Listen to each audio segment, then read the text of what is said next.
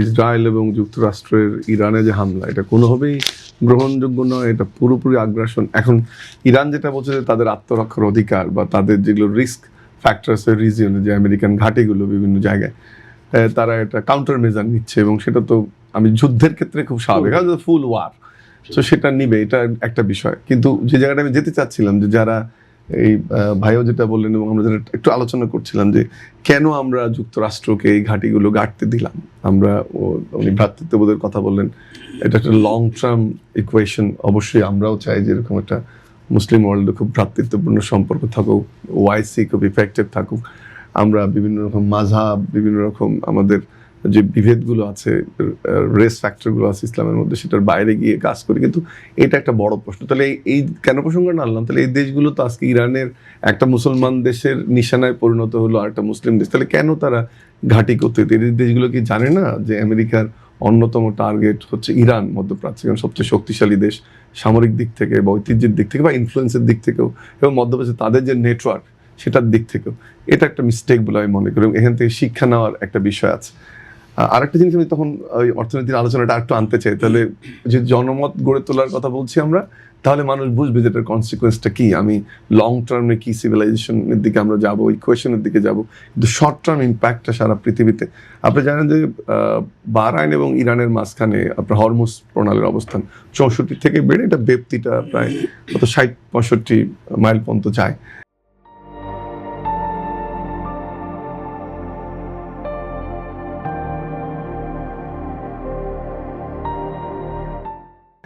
এবং যখন এ ধরনের যুদ্ধ, একটা যুদ্ধ ক্লোজ করে দেয় ইরান, সেটা ইরান করবে না, কারণ সারা পৃথিবীতে হরমুজ প্রণালী, আমি যদি ঠিক ভুলে না যাই, তাহলে প্রায় 2 কোটি ব্যারেল এলপিজি এবং গ্যাস, অয়েল এবং গ্যাস ট্রান্সপোর্ট হয়।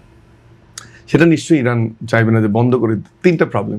একটা হচ্ছে যে এমনিতেই এখানে রুটে আপনার পণ্য সরবরাহ বা তেল সরবরাহ, এলএনজি পণ্য সরবরাহ কমে যাবে। 2 হচ্ছে আপনি জানেন যে এই ধরনের ঘটনার সময় যদি ইরান নাও বন্ধ করে, তখন একটা সিকিউরিটি চার্জ ইনক্রিজ করে, সেটা $8 to $10-15 পার ব্যারেল ক্রুড অয়েলের, এটা ইনক্রিজ করবে।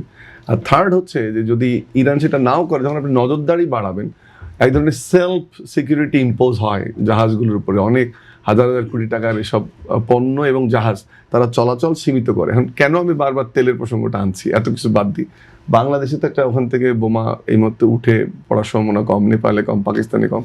কিন্তু এই যে বোমাটার কথা আমি বললাম, তেলের বোমা বা পরিবহন বোমা বা রিস্কের বোমা, এটা অনেক বড় ইম্প্যাক্ট ফেলবে সারা পৃথিবীতে ইয়ার ক্ষেত্রে, পার্টিকুলারলি ডেভেলপিং কান্ট্রিগুলোতে বা এলডিসি যে দেশগুলোতে, সেটা আপনি নর্থে হোক বা সাউথে হোক, দুই দিকেই।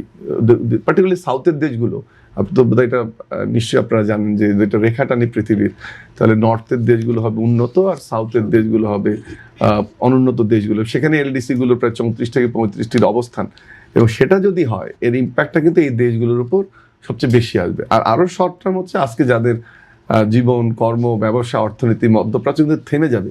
এবং দেখেন এয়ারলাইন্সগুলো কিন্তু মোরালে সবগুলো এয়ারলাইন্স আজকে সিজ করেছে, এবং মধ্যপ্রাচ্যের মেইন ওয়ার্ল্ড হাবগুলোর মধ্যে কাতার, দুবাই, দুটো মেইন স্টেশন, ইভেন আরব আমিরাতে অনেক এয়ারলাইন্স ঘুরে আসে, এটা বন্ধ হয়ে আছে, হাজার হাজার যাত্রী।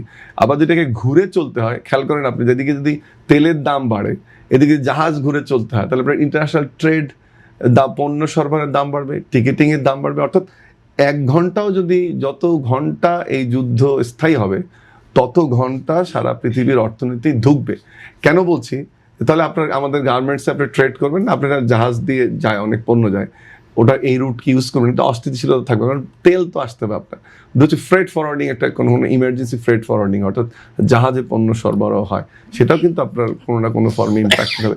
এছাড়া আপনার আমদানি রপ্তানি পণ্য নানানভাবে, রিজিওনাল উত্তেজনা যেমন আছে, তেলের উত্তেজনা থাকবে, সব কিছু মিলে শর্ট টার্ম এই ইম্প্যাক্টটা খুব বেশি পড়বে। এবং এখনকার যে অর্থনীতির অবস্থা, তাতে আরও বেশি এটা ক্রুশিয়াল হবে সবগুলো দেশের জন্য।